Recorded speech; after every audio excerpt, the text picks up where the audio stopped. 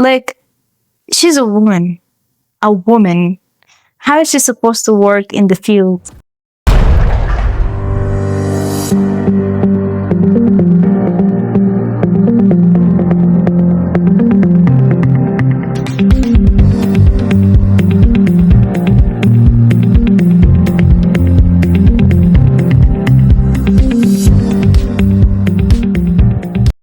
Hey guys, and welcome back to another episode of She is Africa podcast. We made it to episode 2, guys. I'm so excited. And today I have a special guest. Someone all the way from North Africa. Last episode we were in South Africa, East South Africa, and now we're going to North Africa. And this guest is dear to my heart because this girl was the first friend I ever made here in Rwanda. But I'm going to let her introduce herself. Guys, welcome Mina to the show. Hi, everyone. My name is Mina. And as she said, I'm her first friend here. Period. So, yeah, I'm from Sudan and I'm studying at LU, entrepreneurship leadership. Yeah. We're excited to have you on the show. Thank you. Thank you for coming. So we're going to start a bit light. It's an easy question. It's actually kind of hard, but I hope it's easy to you. So the first question, right, is what does being African mean to you? Because I mean, you're African. Yeah. You've lived in Africa all your life. Yes. I don't think, have you left Africa? Yes. Okay, but basically you're African. You're African and you've lived in Africa most of your life. So what does being African mean to you? Actually, being African, I'm going to use somebody's word and say the chosen people. I feel like we're the God chosen people. Okay. Would I say that because I feel like we're the only people who actually have heritage in this earth. Like, we have actual history. We are very rich. Like, we're rich in traditions, we're rich in culture, we're rich in actual resources. And we are the native, like, we are the new generation. We are the people who are changing the world. Like, Yes, we are. yeah, like, check the facts, please. Thank you. Check the facts. Yeah. Yeah. So tell us about yourself. I mean, you've already given us like a background overview of yourself, but want to go a bit deeper. Tell us about yourself and what it was like growing up in Sudan as a young lady. Pop the balloon. Okay. So, I don't know, maybe about myself, it's more of I've always been isolating myself, actually. I look like extrovert nails, but I'm not. Swear to God, not. She's like, I'm true. She's the most extroverted person I know. My friends don't even know. We know you, girl. Well, I was just living my life, you know. I go to school, I do my work, I try to have fun, and I try to like find out my interest. So I isolate myself. I start reading books. I start watching movies. I got to know who I am. I'm so passionate about psychology. That's my mission right now. I am with you, healthcare. Period. So yeah, I also learned a lot about languages too. I found myself so passionate about learning languages. I was actually studying Chinese language before I came here. And I'm also interested in brains Spanish and extra linguists. Yeah, I love languages. So yeah, I guess that's all about me. Okay, so you've spoken about your childhood, which seemed really interesting. Like, I'm jealous, girl. You had a childhood. Most of my childhood was spent in school. I've been in boarding school since I was 6. Oh. But anyways, we're not talking about me. So you spoke about your childhood and how fun it was and peaceful. Yeah. So what was the transition from that really nice and peaceful childhood to the war affecting you and you having to leave Sudan eventually? Okay, I would say that would be the time when we got to 8th grade. We were, they call us the cursed batch. In Arabic, we say Dwatul Kuch. So Lakul Kuch. That means, okay, it means the cursed batch. So since we came to 8th grade, that was 2018. That was when people started protesting against our former president, Omar al-Bashir. So at that time, life was about to go down. We didn't even know, like, since that time, people went out the country and started leaving and, be looking for opportunities to go out the country. But we didn't care. We saw, like, it's just going to be a transition of government and then we're going to live our life peacefully. And then that's how it started. Little by little, we started the high school our 2019 when the COVID-19 came along. And then they had to close the school. Oh, yeah. Had to study online. And then also when we were having our final secondary year, we thank God it was peaceful. Nothing happened. But the moment that we got to college, everything was upside down. We literally, if you watch Stranger Things, we went to the upside down now. It went down, guys. I was actually living the best days of my life. Like I had a goal that I want to get a scholarship and get out of Sudan too. Not because of the country, because I had like a mission in my head. Like I wanted to go out, I wanted to study specific things, and I wanted a different lifestyle. So I really worked hard on it, like really hard. And then I ended up in one of the most famous universities in Sudan.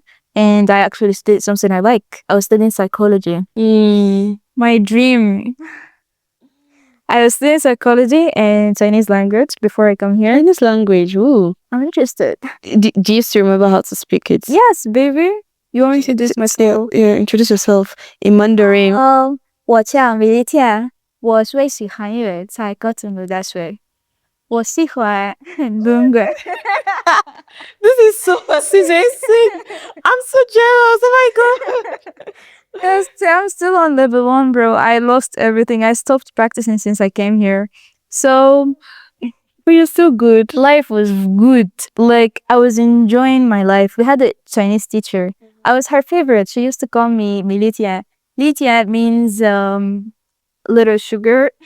Ooh, So, yeah, I was generally her favorite, bro. I really enjoyed my life there. It was perfect. And then the government had to ruin it. So, yeah, here I am, though. Here I am.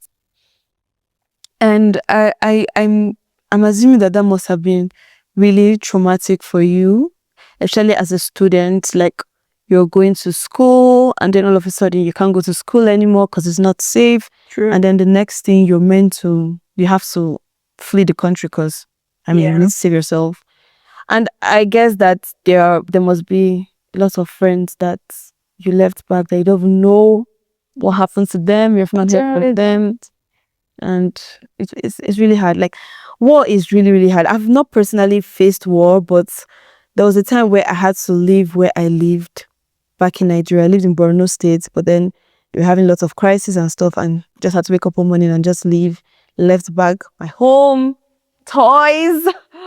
Yeah, the friends clothes are the hard. Oh, girl, the clothes. And you know, the painful thing, right? Because before we left, I couldn't really read well, and my mom had a really huge library, and for the longest time I used to read pictures in the books. I used to read the pictures. I couldn't wait to read the books. And when I was finally old enough to read those books, we had to leave. So I never got to read those books. I think that's the most painful part. That's okay. Left pictures, clothes, friends, and I've not even heard from most of those friends. I don't even know if they're alive. I don't know anything about them. And guys, war is not good at all. Like at all, bro. I genuinely still don't know if some of my friends are still alive. And I know one of my closest friends, she lost everything. Yeah. She lost her mom, her father, her house. She's literally in the streets right now. And one of my other friends joined the army just to fight the war.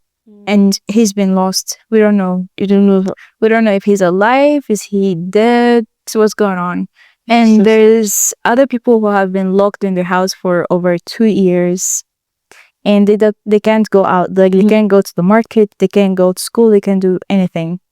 I don't know how they survived, but I just pray that everyone else is safe right now and still alive. Like the annoying part is that the leaders are the ones fighting and the citizens are the ones being affected. Like, come on, guys. Tell you, I genuinely had a plan the other day. I still remember the day. It's the 15th of April, 2023. That day was the perfect day for me. My phone was broken. I'm getting it fixed. I'm going to receive it today. I cleaned the whole house. I'm going out with my friends. It was Ramadan. So we're having our breakfast together in the, somewhere near house anyway. So I generally prepared my outfits. I prepared everything and we had ordered clothes from Turkey. Oh, God. Like a whole suitcase coming just for my next trimester. It's like the end of the first trimester. Yeah. Girl. And I'm like going with my friends, okay. And life is good. I'm prepared for tomorrow. My mom wakes me up and Nina, wake up. There is war happening outside. I was like, are you sure? Are you guys kidding? It doesn't matter. And then she's like, no, I'm serious. There is war happening outside. So the moment I got out of my bed, it just, the bullet came into my pillow. Like straight into my pillow. What? I would have died, bro. There was a wait, It was just right there was a bullet right into my your pillow. Yep. So if you're on that pillow, you'd I wouldn't be here today. That's crazy. I don't know how I made it, but bro, I'm here. God's favorites. Really God's favorites. Damn. Yep. And bro, I forgot what I was about to say. Cut that. These are the issues. It's okay. Yeah. So like how did you guys, you and your family, I mean, how did you leave Sudan in the peak of the war? Well, it was mainly, it's a long story. So we live in the center of the city, right? So What city was that? it's Khartoum. Khartoum. It's the capital city. Yeah, I know Khartoum.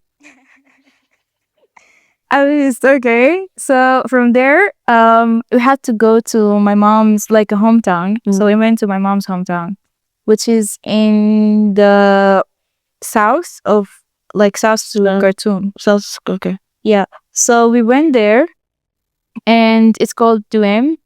We lived there for like 8 months because it's like her mom's house. Her mom's house, or the family house, is still there. So we stayed there for 8 months, and meeting actually that was the good part of the war. We had to travel around Sudan, which is my dream. And we met different people. Like, we met, And it was safe traveling. relatives. Yeah, it was a little bit safe, a little bit. We had to travel long distances and lie to the police. Like, my brother had a gun just to protect us, right? But then if they know that you have a gun, they would take it from you. Or they would actually take the boys and recruit them with them. They would rape the girls. They would steal your phones. Every place we went to, we had to be careful or create a different scenario so we don't become the victims of that place. So yeah, we went to actually 6 different states in Sudan before we leave. We went, like, it was like a trip. Yeah, a road trip. From the center, we went down, and then we went up to the east, and then we went to the north. We came back to the east, Port Sudan, where we actually have the airport still working.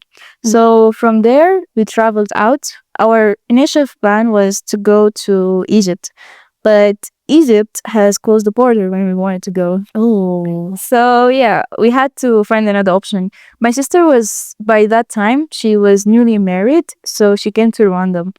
And she found the country. She said, it's clean, it's nice, it's safe. You guys should come here.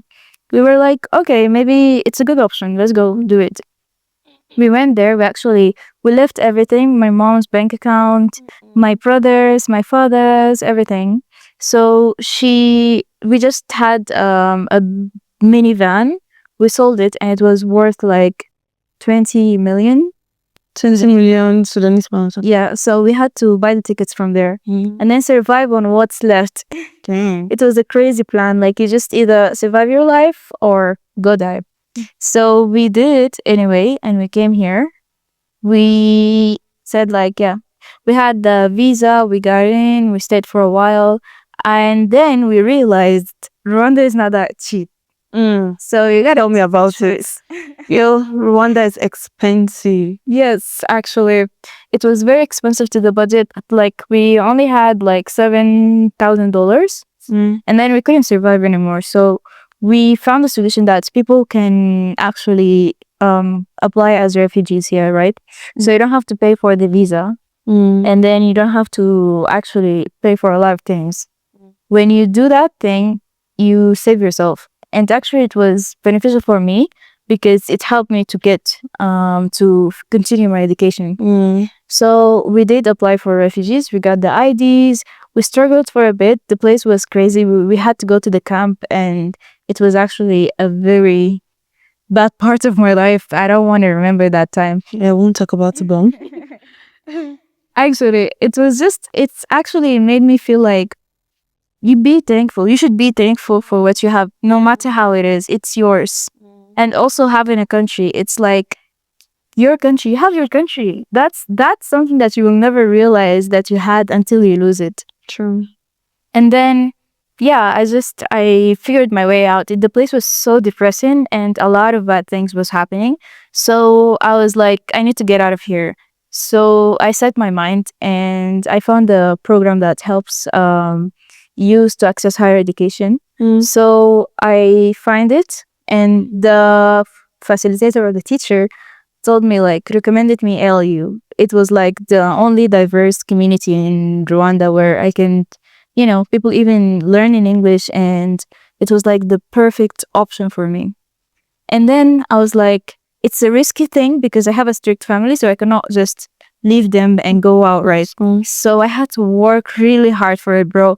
I worked for 4 months and eventually I got the scholarship.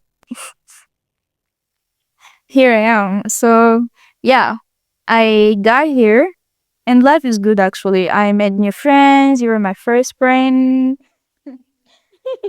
I wrote a lot of people and a lot of relationships. Life is actually going good. And I'm back on track again. I'm still I'm still pursuing my dream. You know, your story is really, really inspiring. Honestly, like you could tell from your journey, your life started really good, and then there was that big hurdle, and you had to run away from your country. You literally left with nothing, and then you came to Rwanda to start all over again. And it's really impressive how you've picked yourself up. When I tell you guys, Mina is really inspiring. I'm not even trying to sugarcoat her because she's here. Like, she's actually really inspiring. And when you see her, she puts herself out there. It's motivating, right? Like, she knows what she wants and she's going for it. No, she mentioned that she's interested in psychology, right? And here at ALU, we do not have psychology course. But the moment she got here, she acquitted herself with the wellness center. She's already volunteering there, and you can just tell that she's someone that goes for what she wants, and it's really inspiring. Inspiring for young girls out there that may have been victims of war. Know that your past doesn't define your future. At the end of the day, you have the ability to change your future, get yourself out of the shackles, and make beautiful things out of the ashes. And she's a living example. Croquet. Okay. Okay, so you've spoken about how it was like coming to Rwanda as a refugee. Yes. And your experience at the refugee camp. I mean, you didn't really talk about that, and you don't want to talk about it, so we won't talk about it. Yeah. But what was your first impression of Rwanda as a country and the people? Like, okay, what was the difference from Sudan Transition and Rwanda? It's very huge, bro.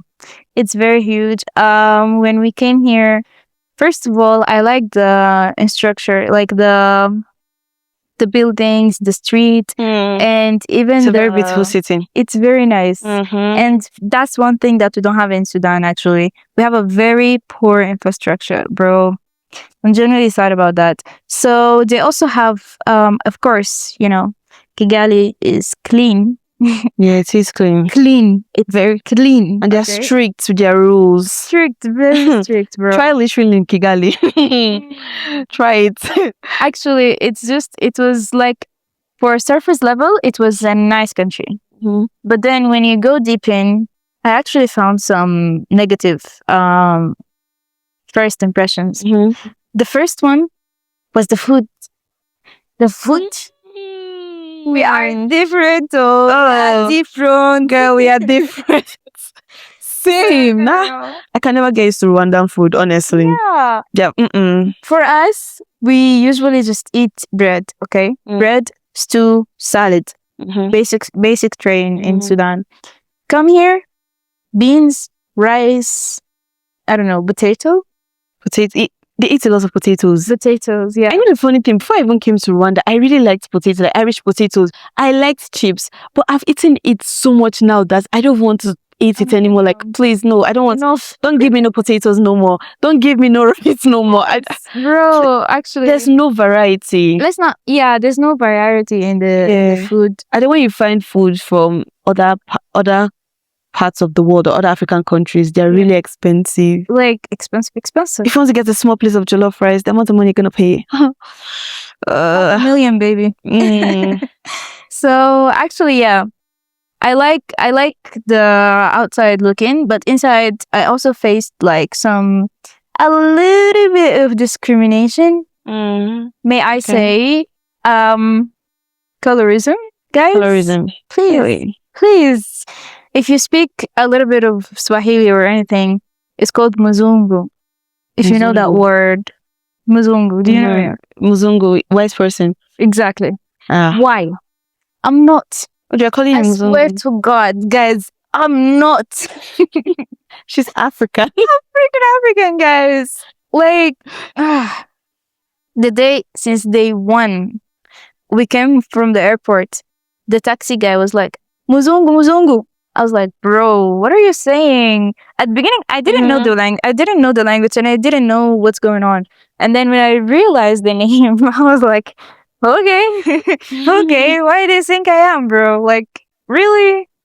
Yeah, that was also a very bad part. Other than that, it's pretty much good. Actually, it's a liberating country. It's clean. They do a little bit respect their women. Like, there's this women equality in workplace. I can see it's very nice. But also, I feel like they disrespect their women a little bit too. Really? Like, she's a woman. A woman. How is she supposed to work in the field? Like, it's women empowerment, though. Yes, it's women. Well, having female farmers is common in most African countries. Really? So. Yes, in my country, we have a lot of female farmers. Girl, we don't. Really? No. You're a princess. Oh. You're supposed to stay. So the guys do the work, you stay at home. And girls in our country, girls work in offices. You are a CEO. You are traveling. Girl, you're everything you want. You want to be.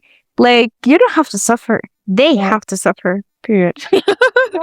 Oh, we wish. Yes. In Nigeria, everybody works. Guy, girl, you're gonna work. I know about the Muzungu thing, right? Yeah. In Nigeria too, we call white people Oyimbo. Okay.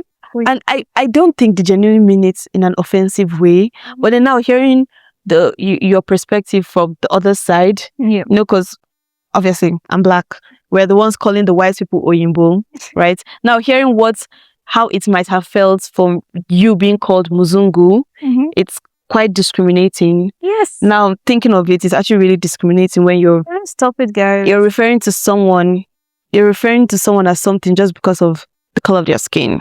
Yeah. It's 2026. We shouldn't be discriminating people based on the color of the skin. Let's grow up, please. Exactly.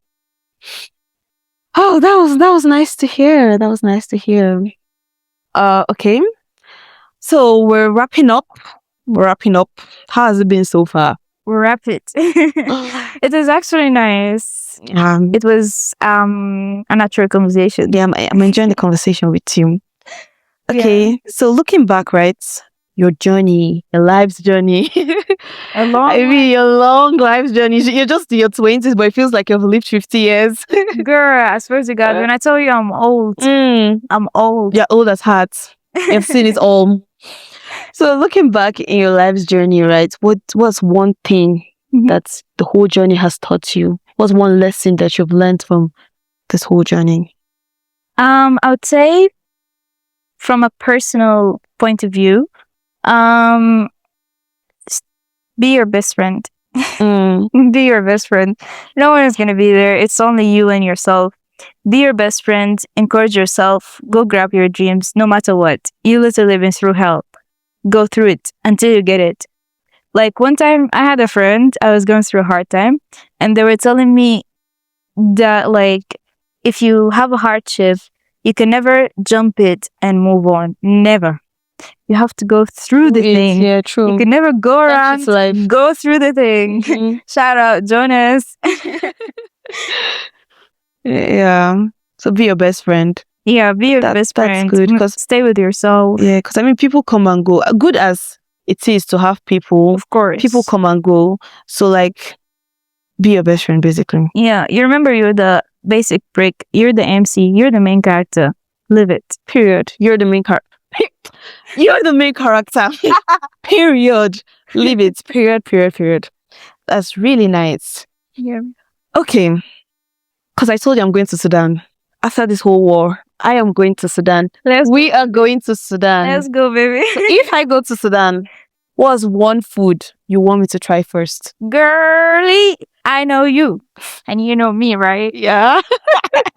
So the first thing that you would love to try, we have this grilled meat.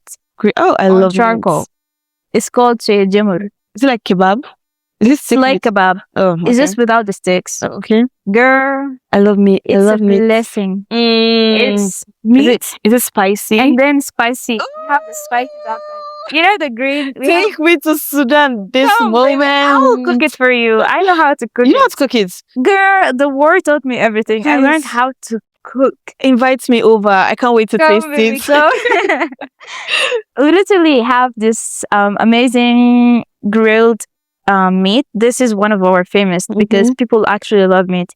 But then if you're not a meat person, we have different stews. We have okra stew. We have like yogurt stew. It's like a sauce. I might say it's a sauce. We have also tagalia, which is half sauce and Tagalia and meat. Yeah. What's tagalia made from? Minced meat. Minced meat. Oh, okay. And okra and okra minced meat. Oh, that's interesting. It's this is us. Like you generally put okra on everything. It's not okra. It's like okra powder. So okay. Okay. The slimy. Okay. Is it okay? I think we call this kuka in Nigeria. Really? Kuka. It's green. Yeah. It's just a powder. Powder. Yeah. Green powder. What do you call it in Wake. Fun fact, I used to speak Arabic as a child. Shua Arab. Oh. As a child, yeah. Okay. I don't really remember a lot, but yeah, caffeine tea.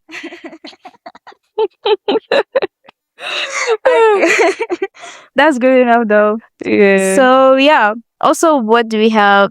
This is like the salty dishes. And I'm an expert in salads too. My favorite is carrot salad, potato salad, and the green salad. Girl, you will love it. I'm getting hungry. Yes, we all are. And also we have the sweets. I want to tell you about the sweets. We have our own, what is it called? Cookies in English. I'm talking about naim in Arabic. So it's like a small cookie covered in sugar. Yeah, I know Arabs like lots of sweet stuff. Yes. They're shy. If you visit like a traditional Arab home and they serve you that shy, it's hot and sweet, like really, really hot, not spicy hot, like literally hot, and it's sweet. Yeah, we also have this like milk tea, okay. Milk tea, but we make it in our own way. It tastes different. Can you make it here? I will, baby. Make it for me. Like, why haven't I tasted all this food? I will be first for 5 months. What the hell? Girl, we generally have a lot. We have a lot of variety in our food. We have this dish that's common between us and Ethiopia. Oh yeah. You know, in Ethiopia they call it injera. You know, it's like a kind of bread, but it's not a bread. It's like a light, very light piece of bread. What do they call it? Is it nado? Not too red. Not like flat bread. Yeah, it's flat bread. but I've forgotten the name. My dad, my parents would be so embarrassed that I've forgotten what it's called. It's flat. They eat it with like, you can eat it with soup. Yes, and you definitely should. I've definitely forgotten it. should. That was one of the hardest cooking in Mm. Sudan. So during the war, I learned how to do that. Ooh, It's okay. very hard. So you learned a lot of things during the war. I learned. That's why I like the war. I don't genuinely She said hate she it. liked the war. The war, guys. It's not really bad. No, it's not bad. I mean, You'll get to learn. you got the good stuff out of it. I learned how to cook. I learned how to communicate because I've been isolating myself before the war, focusing on my goals and stuff. And then you get to know people, girl. You get to know people. Wow. That's the key. That's one of the keys of life. And then, yeah, I had a good time. I learned stuff. I traveled and I got to know people. I just enjoyed the war. That's the positive mindset. Exactly. Don't think about it as difficult time, losing shit. No, go ahead. You're starting a new life. You're getting to know people. Find the good stuff in Traveling. the bad situation. Yeah. Love it. That's how I enjoyed the war. I mean, instead of bemoaning your situation, you make the best out of it. And that's one thing I really admire about you, honestly. Yeah. Thank you. Admire about you. Stop, girl. Okay.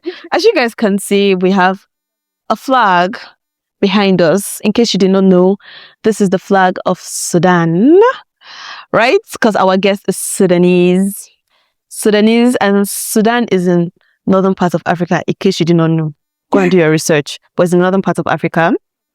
And this is their flag. So our beautiful girl here is going to just tell us about the flag. The flag. Tell us about the flag. Sorry. Tell us about the flag. What each color signifies and why it's all put together. Okay, let me start with the name of our country. Okay. You know Sudan? Yes. In Arabic, it means the land of the black. Of the black? Yeah. Really? Yes. Sudan. Okay. Sudan. And in Arabic, you know, the color aswad is Aswad. black. Yeah. You know.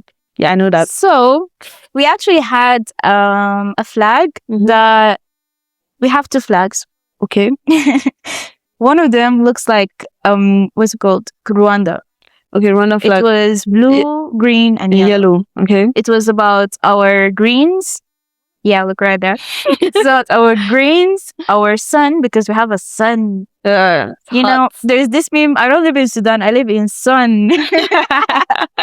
So we have the blue, green, and yellow. You know, the blue, of course, the Nile. The green is the landscape, and the yellow is the sun. Now is the new one. This we got it when Palestine was starting to get into conflicts, right? Yeah. So we decided as Arab countries or Muslim, we all had the same flag with the same colors of Palestine. Oh yeah, now You not can tell. Yeah, I can tell because Yes. come on, most Arabic countries or Islamic almost the countries same. they have the red, the green, the white, and the blue. Yes. They almost look the same. We got the idea from Palestine flag. Palestine. So okay. in order for us to show our support and standing with them, we changed our flag. Also, we have meanings here. We are Sudanese, black people. We are green. We have landscape and natural resources. Yeah. And this is the white for the peace in our country. Before. Yes. And then the black, the red is the blood of our innocent soldiers. Okay. Yeah. Is it like blood of people that fought for the country? For the country. Or okay. Because we were colonized by a lot of people. Tell me about it. Hey, Tell me about it. That's a lot of history.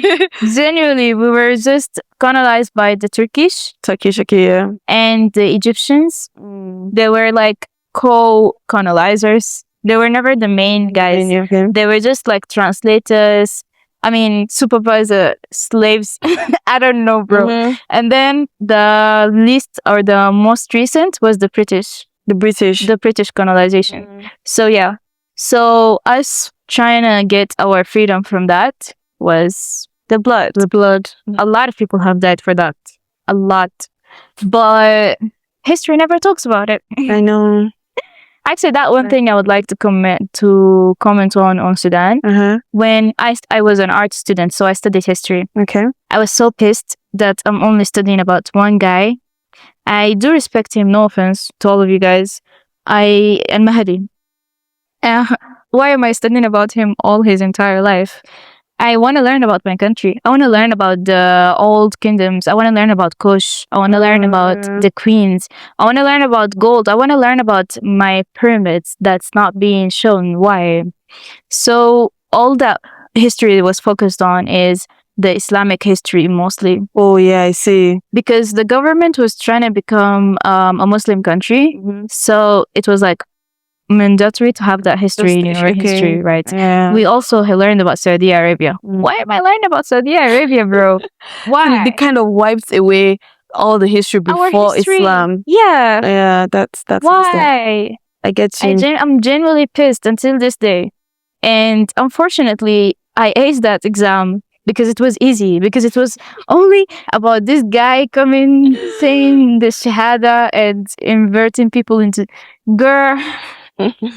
Let me not talk about it. Sudan is so much more than just the religion. Yeah, It's a whole country with culture. Muslims now. Yeah, I think that's why I was really shocked It to was find really- out that you had other religions and other Yeah. cultures. Like Girl. in my mind, everybody from Sudan is Arab and a Yes. Muslim. But then now you're telling me you have over 500 tribes. Let me tell you one interesting fact about me. I studied in Catholic school. I studied in Catholic school for my entire life. Wow. Yep. And Wow. Okay. Okay. we had different nationalities. I actually had to act surprised. I knew that piece of information, but for the camera, I acted surprised. It was actually like, I think it was the beginning of my life, like my journey. My mom always told us not to be like, we have this thing in our society actually. If you're white color, then you are arrogant, you're like bougie and stuff. But my mom always has taught us to be humble, be respectful. If you respect people, respect you back. Yeah, true. And we're all like this. There's this one like sentence in Arabic, "Kulluna abid Allah." Nobody is a slave for somebody. We're all the slaves of God. So be normal, guys. Be equal. Respect each other, and nobody's different. My school had South Sudanese, had Ethiopians, had Indians, we had Egyptians, we had Sudanese, we had Muslims, we had Christians, we had Jews. Nobody ever disrespected someone else, and we were all friends. Like till this day, we're friends. We love each other. We respect each other. So yeah, we are diverse, guys. Yeah, it's possible to have multiple cultures, multiple religions, and be good friends. Yeah, living together in peace. Yeah. So we've gotten to the end of this episode. This was really, really, really interesting. I enjoyed having conversation with you. It was very educative, even for me. I have a lot of takeaways. Yeah. Really. About Sudan. And definitely, we're going to Sudan. Come over. We're going to Sudan. You're very welcome. Shout out. Visit Sudan. Visit Sudan, guys. Visit Sudan. They have waterfalls. They have pyramids. They have a lot volcanoes. They have volcanoes. We have desert. We have mountains. Visit Sudan. Sudan is a beautiful country. It's a lot more than just a country at war. There's a lot more to Sudan. And if you've listened to this episode so far, you can know that Sudan is more than just the wars. Look right into that camera, right? Right into it. And tell everyone what's one takeaway they want, like you want the listeners to know about Sudan and its people today. Like, okay, yeah, before, maybe in the past, when you think of Sudan, you're thinking of the wars. Or what's one thing you want them to think about? Like, when you think of Sudan, this is the first thing that should come to your mind. Okay, when you think about Sudan, I think you should remember our hospitality. We're literally the most generous people in Africa or in the whole world. We love people. We welcome you and we respect you. You are very welcome to visit our country, even though it's going through hard time right now. But whenever you get the chance, learn more about us and get to know the hidden history that maybe some of us didn't even get to know about it. But yeah, visit Sudan, learn more, and we are here. Yeah, thank you. And you can also give towards helping Sudanese refugees, because we have a lot of Sudanese refugees scattered around. The war really affected that country. You can give towards making the country better, and also pray that things get better. So my dear friend can go back to her country and take me along. Yes, we're going. Yeah, thank you guys. This was really, really fun. This was an interesting episode. I enjoyed every bit of it, and I hope you guys enjoyed it too. Thank you, Minatullah. It was nice having you on this show today, and I'm the hopefully, guy. I know, hopefully we'll have you back maybe in later episodes. Let's see how it goes. I'll be busy. You can't be too busy for me, girl. Never. Anyways, guys, thank you for watching. Hope to see you on the next episode. And please, if you really enjoyed this episode, it would be nice for you to go back and research on Sudan and the history and everything so you know more about it and know that Sudan as a country is so much more than just the wars. It has beautiful people, and I can testify for that. Thank you and see you later. Bye. Don't forget to like, subscribe, share, emphasis on share. We're about to go wild. With your friends. This is not just us here just having banter and talking, we're actually educating people. We want you guys to see Africa in a better light, to see us as more than just statistics. We are people and we have lived experience. Wait. I remember the queen's name. Her name is Nefertiti. Nefertiti. You definitely should go and search about her. Yeah, go research more on Sudan as a country. Yeah. And yeah, like, share, subscribe, and see you on the next one. Thank you for having us. Bye.